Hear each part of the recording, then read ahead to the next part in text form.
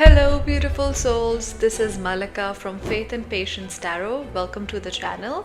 और आज हम देखेंगे कि सितंबर 2025 सारे ज़ोडिएक साइंस के लिए कैसा होने वाला है। रीडिंग ऐसे काम करेगी कि हम ज़ोडिएक वाइज देखेंगे आपका नेक्स्ट मंथ कैसा होने वाला है और हम देखेंगे कि आप सितंबर कौन सी एनर्जी के साथ शुरू कर रहे हो, उसके बाद सितंबर में आपके साथ क्या क्या चीज़ें होने वाली हैं and then we will also check one advice from the angels. Angels आपको क्या कहना चाह रहे हैं, आपको वो क्या एक एडवाइस देना चाह रहे हैं। It could be multiple for some people, but at least we'll look at one advice. And हमेशा की तरह just take what resonates with you and you can leave the rest. Take a deep breath and now let's get started.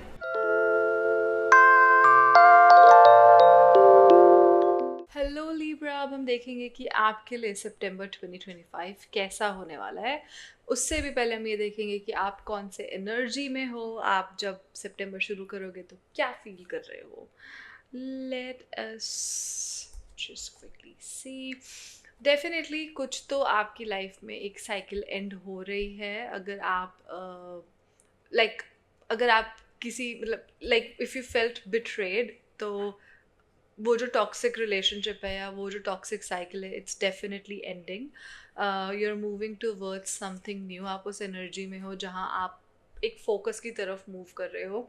You have realised कि हाँ, ditch तो हुआ है, betray तो हुआ है, बैक स्टैबिंग हुई है ज़रूर, but it's also the fact कि अब वो ख़त्म हो गया है. Like the cycle has come to an end. So whenever this happens, whenever the days that are difficult, when they get over, obviously the days ahead are lighter, better and happier. So you're moving towards happiness. Here again, it's a slow energy because maybe you're feeling कि आप recover कर रहे हो or it was too much to take, but then it is also coming with the sense कि now I need to focus especially on my career or on my finances. So you are moving towards that when September kicks in. That's great. That's really good. Let's see कि सितंबर में आपके साथ क्या हो रहा है। Well सितंबर में अगर आप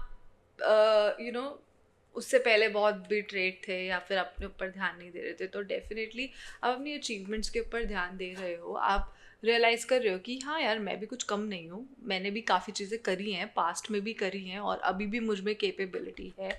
अगर आपने अपने आप को ग्रूम करना छोड़ दिया था बिकॉज आप एक साइकिल में अटके हुए थे, तो आप अपने आप को ग्रूम भी कर रहे हो, अपने ऊपर ध्यान भी दे रहे हो, आप आगे भी बढ़ रहे हो। अगर आप किसी चीज़ में स्टक थे पहले, तो आप स्टक नहीं हो, आप बहुत लॉजिकली, बहुत practically and you're like what, अब मैं एक्ट करना चाहूँगा इसके ऊपर या मैं एक्ट करना चाहूँगी और अब मैं I will take matters into my own hands and I will just move forward. Obviously you would weigh in like क्या सही है क्या गलत है, वो सब आप डेफिनेटली देखने वाले हो, विच इज़ ऑल्सो गुड।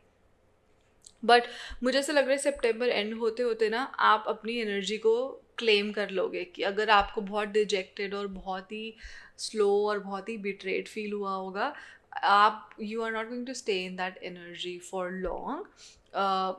कुछ लोगों के लिए हो सकता है वो प्रोसेस थोड़ा स्लो हो, बट मुझे ऐसा फील होता है कि आपको ना इतना तो रियलाइज़ हो जाएगा या होना शुरू हो जाएगा कि you have everything.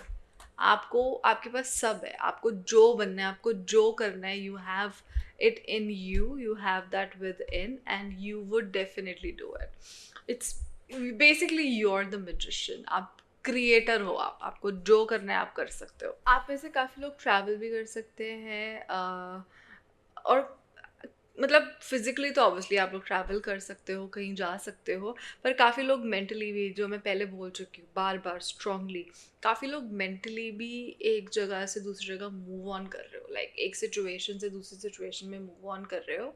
Just no कि अगर आपको कहीं हेल्प की ज़रूरत है तो आप मतलब अपने लिए हेल्प ज़रूर सीख करना और बहुत ही informed decisions banana.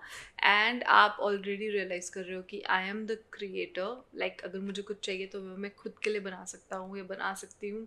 I have that magic, so just believe in yourself. Okay, सितंबर में you are already doing it, so that's perfect. Now let's see आपके लिए एडवाइस क्या आई है?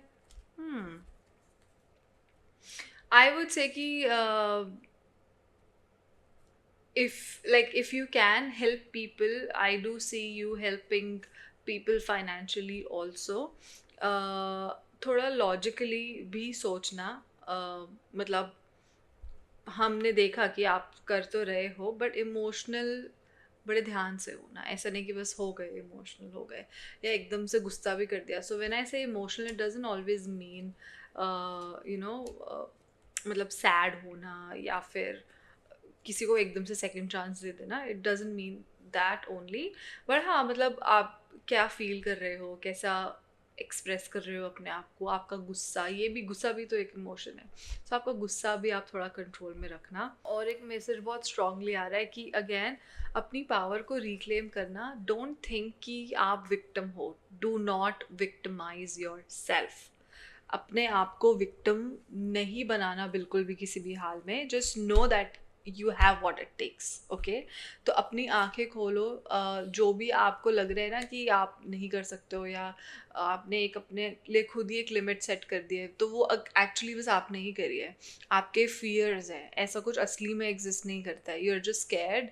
आपके इनर फियर्स हैं, वो ही आपको बार बार बोल रहे हैं कि you can not do this, या आपको उन्होंने उस चीज़ ने ही लिमिट करके रख दिया है. But it's not true. You are the creator, you have what it takes, you are the magician. So focus on that. Claim your power and just know that you can do wonders. Okay, so I hope कि ये आपके साथ resonate करी है, और अगर करी है तो please tell me in the comment section कि क्या exactly resonate किया. And I'll see you guys super soon in my next video. Bye. Thank you so much everybody जो यहाँ थे और उन्होंने ये सारी रीडिंग देखी. अगर आपको ये अच्छा लगा तो please don't forget to like, share and subscribe so I can keep going. It means a lot when I see those likes come in, or the comments come in, the views come in, because that is what keeps me going. Thank you so much. I really appreciate your time. Thank you. See you. Bye.